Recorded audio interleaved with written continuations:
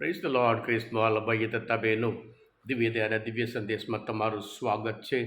October 13મી તારીખ. આ સંદેશ સાંભળનાર તમારા સૌ માટે અને તમારા કુટુંબીજનો વિશે પ્રાર્થના કરું છું. તમારા બાઇબલ લઈ લો, ઈશ્વરનું વચન સાંભળીએ. લોકનો ગ્રંથ 11મો અધ્યાય 29થી 32મી કલમ સુધી. લોકોના ટોળા ઈસુની આસપાસ ઉભરાતા હતા. ત્યાં તેમણે બોલવા માંડ્યું, આ પેઢીના લોકો દુષ્ટ છે. એ લોકો પરચા જોવા માગે છે, પણ એમને યોનાના પરચા સિવાય બીજો કોઈ પરચો દેખાડવામાં નહીં આવે. કારણ યોના પોતે જેમ નિનવેના લોકોને પરચારૂપ હતો, તે માનવ પુત્ર પણ આ પેઢીના લોકોને પરચારૂપ થશે.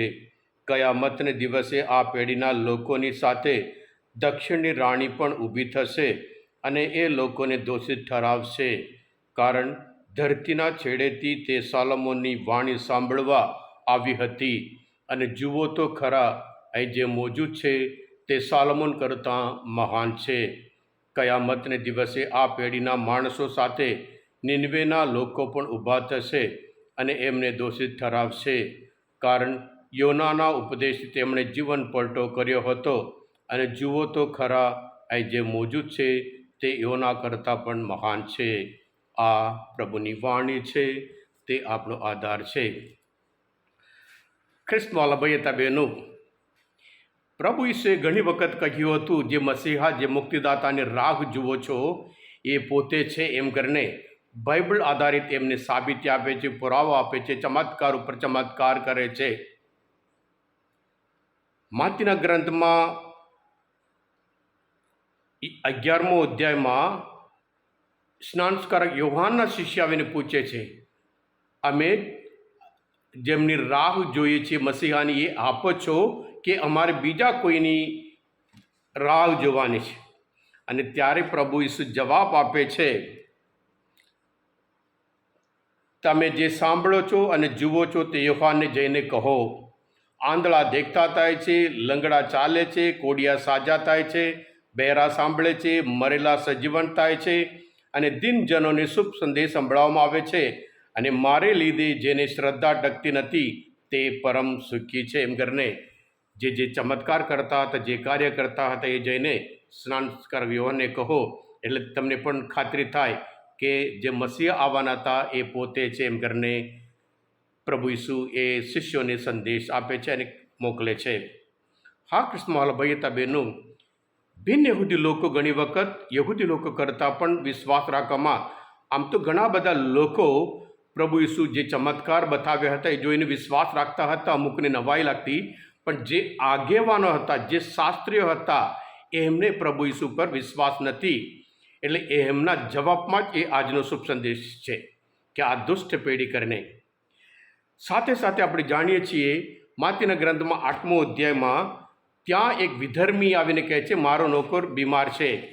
પ્રભુ કહે છે, હું આવીને સાજો કરું.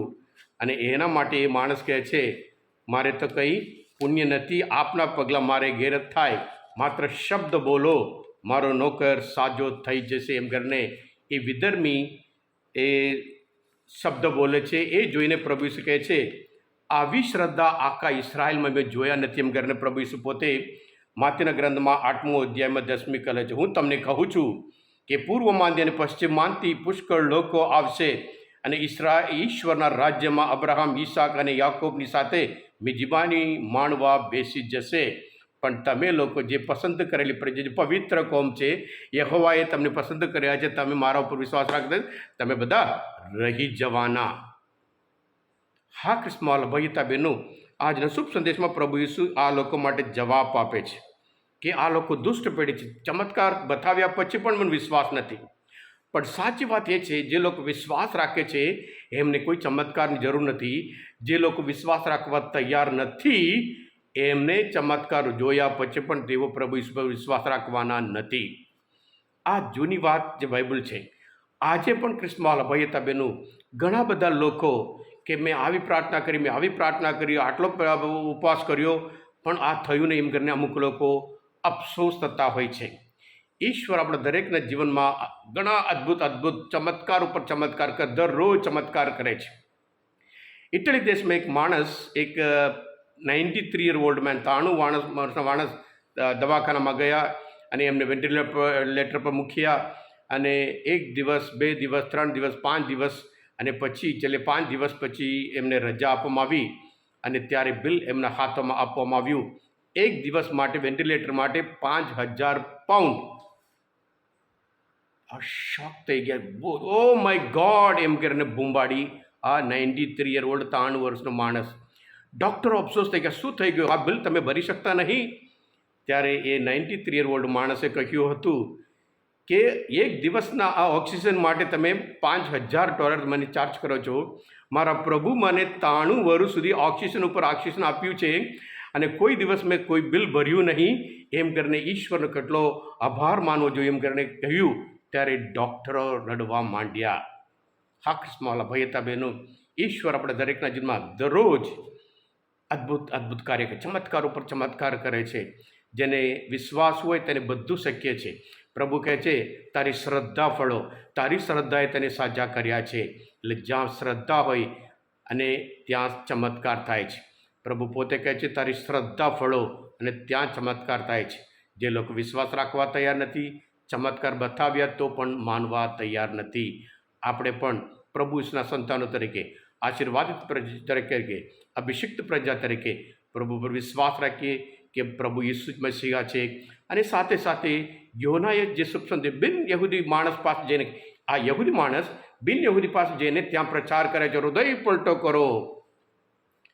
યહૂદી માણસના સંદેશ સાંભળી બિન યહૂદી લોકોએ હૃદય પલટો કર્યો હતો. સોલોમન રાજા એ દાઉદના પુત્ર છે. એનું જ્ઞાન, એનું ન્યાય એ સાંભળીને દક્ષિણની રાણી જે હેમન છે અત્યારે, ત્યાં સોલોમનનું જે જ્ઞાન સાંભળવા માટે કેટલા દૂરથી આવી. જરૂર વાંચો પહેલાં રાજાઓના ગ્રંથમાં 10મો અધ્યાયમાં 10મી કલમમાં કેટલી બધી ભેટ લઈને ગઈ હતી. ત્યાર પછી તેણે રાજાને 120 મણ સોનું અને પુષ્કળ અથરો અને ઝવેરાત ભેટ ધર્યા. સબાની રાણી રાજા સોલોમનની ભેટ ધરેલા અથરો જેવા અથરો કદી આવ્યા નથી. એટલા અદ્ભુત, કારણ કે એટલા ખુશ થઈ ગયા હતા. એક બિન યહૂદી સ્ત્રી યહૂદી એ સોલોમન રાજાનું જ્ઞાન સાંભળી. સોલોમન કરતાં પણ જ્ઞાની પ્રભુ ઈસુ ખ્રિસ્ત, એટલે સોલોમન કરતાં મહાન અહીંયા મોજૂદ છે. યોના કરતાં મહાન અહીંયા મોજૂદ છે. હૃદય પલટો વગર શાશ્વત જીવન કે ઈશ્વરના રાજ્યમાં આપણે પ્રવેશ કરી શકીએ નહીં. એ પ્રભુ ઈસુના સંદેશ છે. હા કૃષ્ણવાલા ભાઈ હતા બહેનો, આજના મનચિંતન શાસ્ત્ર પાઠ સમજવા માટે, પ્રભુ ઈસુને ઓળખવા માટે મદદ તરફતા હોય તમે પોતે દિવ્ય દયા અને દિવ્ય સંદેશ સબસ્ક્રાઈબ કરજો અને બીજા માટે પણ ફોરવર્ડ કરજો. કારણ તમે બધા આશીર્વાદિત છો, અભિષિક્ત છો. પ્રભુ ઈસુ, હું તમારામાં વિશ્વાસ રાખું છું. બોલો દિવ્ય દયાનો જય. God bless you all.